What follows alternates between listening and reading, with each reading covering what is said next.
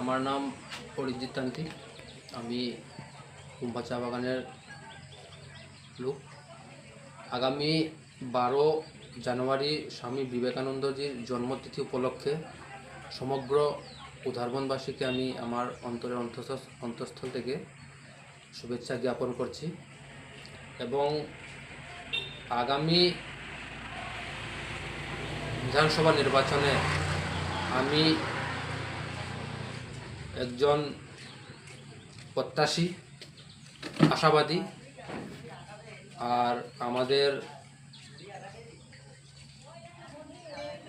মাননীয় মুখ্যমন্ত্রী শ্রীযুক্ত হিমন্ত বিশ্ব শর্মা মহাশয়ের কাছে আমার বিনম্র এবং একান্ত অনুরোধ, উনি যাতে আমাদের যে দাবি, আমরা টিকিট প্রত্যাশী 11 জনের মধ্যে যাতে উনি একটা চিন্তাধারা করেন এবং সে 11 জনের ভিতরে আমিও আছি। আর আমাদের বিষয়ে যাতে একটু চিন্তাধারা করবেন, এটাই আমি বলতে চাই।